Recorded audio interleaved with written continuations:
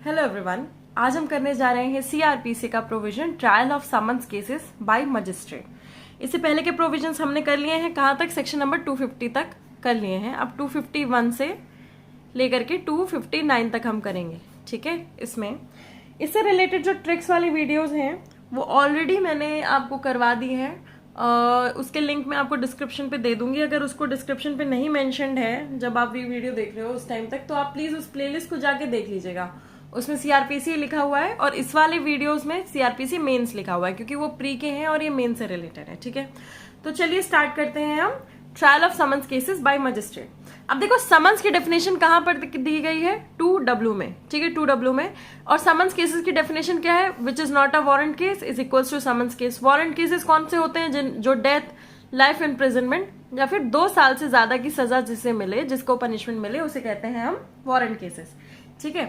अब इसके बाद क्या होता है? अक्यूज्ड या तो मिल गया है, इफ ही इज कॉट, और ही कम्स, ठीक है, टू मजिस्ट्रेट। अगर मजिस्ट्रेट के पास आ जाता है या तो इस तरीके से या तो इस तरीके से, अब क्या प्रोसीजर होगा?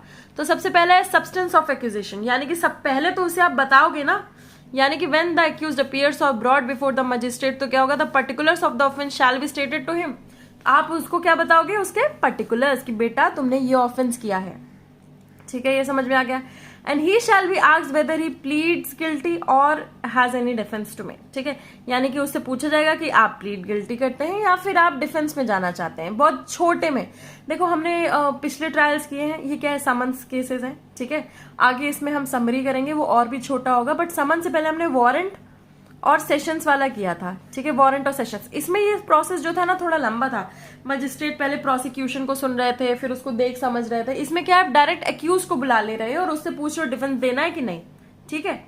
एंड नेक्स्ट है, it shall not be necessary to frame a formal charge. Charge बनाना जरूरी नहीं है। तो आप देख रहे होगे सेक्शन से पहला सेक्शन यानी कि 251, उसी में बेसिकली सारी चीजें, यानी कि गिल्टी वाली चीजें, डिफेंस वाली चीजें, सारी चीजें कवर हो जाती हैं। अब इसके बाद है कन्विक्शन ऑन प्ली गिल्टी। अब मान लो अगर उसने प्ली गिल्टी कर लिया है तो, और नेक्स्ट इसके बाद क्या आएगा? When he does not pleads guilty, ठीक है, तो नॉट कन्विक्टेड, उससे रिलेटेड है।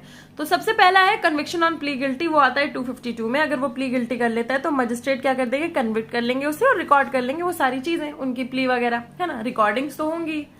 नेक्स्ट इसके बाद क्या है? Conviction on plea of guilty in absence of accused in petty cases. अब ये A.A मैंने बना दिया क्योंकि पेटी केसेस है और उसने क्या किया है? प्ली गिल्टी कर लिया है इस केस में। तो क्या आ जाएगा? 253 पे, ठीक है।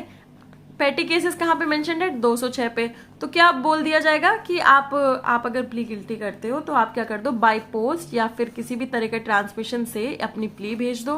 पहला तो क्या है? प्ली, और दूसरा क्या है? फाइन भेज दो, ठीक है। 1000 रुपए तक का फाइन के बारे में हमने पहले बात की थी। ये सारी चीजें हम भेज दो। नेक्स्ट इसके बाद आ जाता है प्रोसीजर व्हेन नॉट कन्विक्टेड। अब क्या है? कौन सा प्रोसीजर होगा जब उनको कन्विक्ट नहीं किया जाएगा? ये आता है सेक्शन नंबर 254 में, ठीक है। इसमें क्या है? नो कन्विक्शन अंडर सेक्शन 252 और 253। कोई भी कन्विक्शन ऊपर के अबव सेक्शंस में नहीं होता है तो क्या हो जाएगा? हेयरिंग होगी। The magistrate shall proceed to hear the prosecution and take all evidences, ठीक है। पहला तो क्या है? हेयरिंग होगी। नेक्स्ट क्या है? इशू समन्स, किस चीज के लिए? अरे विटनेसेस को भी तो सुनना होगा, तो क्या है? एक्यूज प्लस विटनेसेस की हेयरिंग होगी, ठीक है। फॉर्मूला बना देती हूं मैं ताकि आपको इजीली अंडरस्टैंडेबल हो जाए चीजें, क्योंकि कई बार क्या होता है पैराग्राफ आपको याद नहीं आता एग्जाम में, बट आपको ऐसे फॉर्मूलाज याद आ जाते हैं। नेक्स्ट इसके बाद क्या है? एक्विटल और कन्विक्शन। अब जब आपने पूरी हेयरिंग कर ली है, क्या है?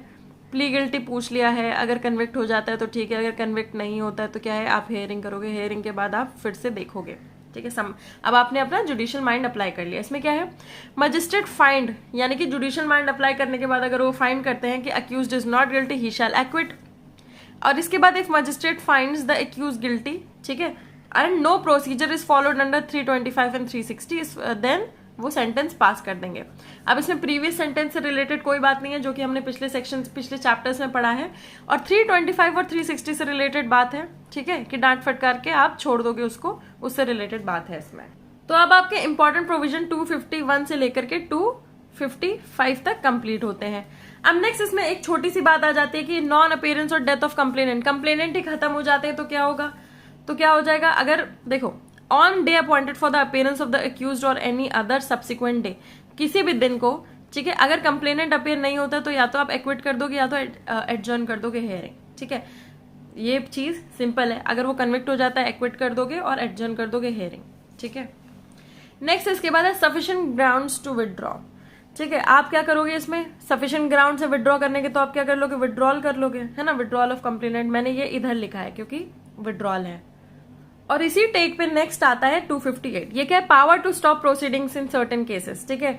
अब इसके बाद क्या है, आप क्या कर सकते हो, कुछ सर्टेन केसेस में आप पावर है आपके पास कि स्टॉप करो, ठीक है। कैसे, और इसका इफेक्ट क्या होगा, after the evidence of principal witness, judgment या फिर एक्विटल दे दोगे आप, या फिर in any other case release कर दोगे एक्यूज्ड को, and such release should have the effect of discharge. क्या होगा इफेक्ट का, ठीक है, स्टॉप करने का, या तो आप डिस्चार्ज करोगे या तो आप एक्विट करोगे, ठीक है, यही होगा डिस्चार्ज या फिर एक्विटल। अब देखो 256 में हमने ये बात की कि कंप्लेनेंट नहीं है, ठीक है। 257 में हम ये बात कर रहे हैं विड्रॉल, और 258 में हम ये बात कर रहे हैं किसकी, स्टॉप की, ठीक है। तो ये सारी चीजें क्या है, एक तरह से खत्म करने वाली चीजें हैं। तो 256, 257 और 258, ठीक है, इसमें हो गया विड्रॉल, इसमें हो गया स्टॉप, और इसमें हो गया नथिंग, ठीक है, कंप्लेनेंट ही नहीं है। लास्ट सेक्शन आ जाता है इसका, बट उससे पहले मैं बीच में एक चीज आपको बताना चाहती हूँ। लास्ट सेक्शन है इसका 259, ठीक है। 259 से पहले 258 में और भी चीजें हैं, मैंने आपको 2 पॉइंट्स बताए, बट उससे रिलेटेड और भी चीजें हैं। वो ये है कि देखो section 258 provides that in any summons case, ठीक है, कोई भी जो समन्स केस है, इसको ध्यान से सुनो, in any summons case instituted otherwise than on complaint, a magistrate first class और any other magistrate with previous sanction of CJM may stop proceedings at any stage without pronouncing any judgment। इसका मतलब क्या है, देखो इसका मतलब क्या है, समन्स केस जो कि इंस्टीट्यूटेड है otherwise than upon complaint a magistrate first class, कौन करेगा, फर्स्ट क्लास मजिस्ट्रेट करेगा, ठीक है, जुडिशियल मजिस्ट्रेट फर्स्ट क्लास, या फिर कोई और magistrate with previous sanction of CJM। किसका सैंक्शन, चीफ जुडिशियल मजिस्ट्रेट के सैंक्शन से क्या करेंगे, स्टॉप कर देंगे प्रोसीडिंग्स, ठीक है। स्टॉपेज कैसे हो सकता है, खुद से भी कर सकते हैं वो लोग, जरूरी नहीं है आप लोग का कुछ कंटेंशन लगे, ठीक है। नेक्स्ट है where the proceedings are stopped after the evidence of principal witness has been recorded. अब क्या है, प्रिंसिपल विटनेस के एविडेंसेस वगैरह रिकॉर्ड हो चुके हैं, मजिस्ट्रेट क्या कर देंगे, प्रोनाउंस कर देंगे जजमेंट ऑफ, ये है ऑफ एक्विटल, ठीक है, यानी कि यहाँ पे विटनेसेस आ गए हैं, ठीक है। In any other case release the accused and such release shall have the effect of discharge. देखो डिस्चार्ज होगा जहां पे विटनेसेस नहीं आए हैं, और एक्विटल होगा जहां पे विटनेसेस आ चुके हैं, जहां पे प्रोसीडिंग्स एक तरह से ट्रायल जो है वो सिमिलर वो स्टार्ट हो चुका है। नेक्स्ट इसके बाद है सेक्शन नंबर 259, ये लास्ट सेक्शन है इसका। इसमें है power to convert summons case into warrant case, ठीक है। समन्स केसेस को वारंट केस में कब कन्वर्ट करोगे, जब ऑफेंस क्या है, it is punishable with imprisonment for a term exceeding 6 months, 6 महीने से ज्यादा है। देखो 2 साल से ज्यादा होगा तो वो ऑलरेडी वारंट केस में आ जाएगा, इसलिए इसमें 6 महीने का लिमिट दिया हुआ है। और ये अपियर हो रहा है in the interest of justice, in the interest of justice, उसके लिए यही है कि उसको वारंट केस की तरह देखा जाए। तो क्या होगा, it should be tried in accordance with warrant case. अब उसके लिए आप क्या करोगे, रीहियरिंग करोगे केस की और रिकॉलिंग करोगे विटनेसेस को, क्योंकि आपका प्रोसीजर जो है फिर से स्टार्ट हो रहा है और दूसरे नजरिए से स्टार्ट हो रहा है। तो आई होप आपको ये वाला प्रोसीजर समझ में आया हो। अगर नहीं समझ में आता है तो प्लीज डू कमेंट कि आपको क्या समझ में नहीं आया है या जो कुछ भी है। और अगर आपको अच्छा लगता है तो please do like, share, comment and please do subscribe. इन सारे वीडियोस को, एक्चुअली इस चैनल को प्लीज आप सब्सक्राइब करिए और शेयर करिए ताकि और लोगों को पता चले, जिससे मुझे मोटिवेशन मिलता रहे। तब तक के लिए चलते हैं। Please do like, share, comment and please do subscribe. Thank you.